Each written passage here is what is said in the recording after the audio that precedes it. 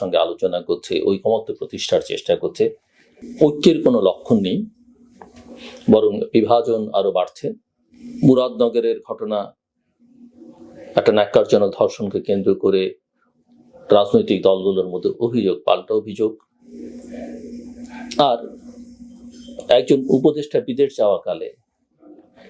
যাওয়ার পথে এয়ারপোর্টে ব্যাগের মধ্যে ম্যাগজিন নিয়ে ঢুকছেন।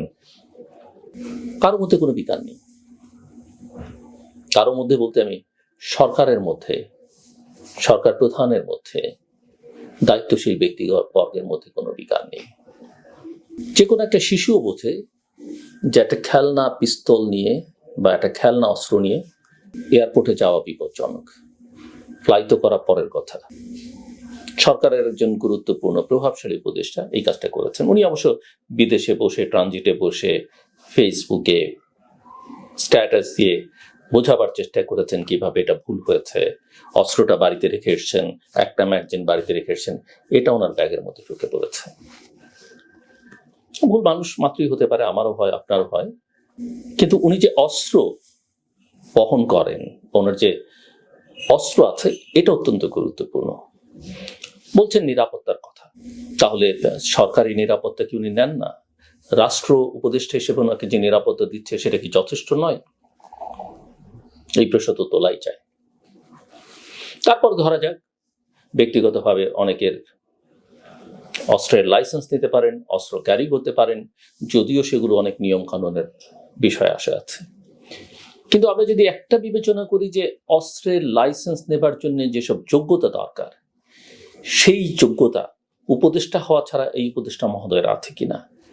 কারণ আমরা জানি যে একজনের অস্ত্রের লাইসেন্স নিতে হলে তার আর্থিক সামর্থ্য কি থাকা দরকার, অফিসিয়ালি কি থাকা দরকার, তার ট্যাক্স রিটার্নে কি থাকে।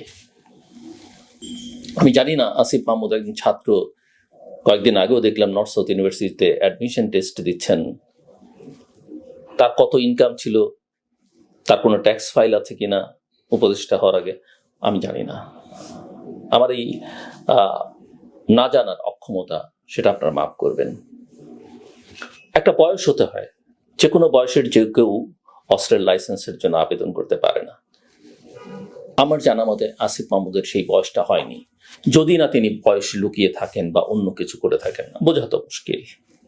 তবে অস্ত্রের প্রতি আকর্ষণটা বা অস্ত্রের সঙ্গে সম্পর্কের বিষয়টা, আসিফ মাহমুদের পুরনো একটা কথা আমি স্মরণ করতে চাই। জুলাই অগাস্টের অভ্যুত্থানকালে একেবারে শেষের দিকে এসে পরিস্থিতি যদি লক্ষ্যের দিকে নিয়ে না যাওয়া যায়, তাহলে অস্ত্র ব্যবহারের পরিকল্পনা ছিল, এ কথা আসিফ মাহমুদ নিজে বেশ কিছুদিন আগে বলেছেন। তার একটা বই প্রকাশিত হয়েছে, সেই বই প্রকাশনার আশপাশের সময়টাতে একটা গণমাধ্যমকে তিনি বলেছেন, আমার স্পষ্ট খেয়াল আছে। অর্থাৎ অস্ত্র তার কাছে নতুন নয়, অস্ত্রের বিষয়টা তার মাথায় নতুন নয়।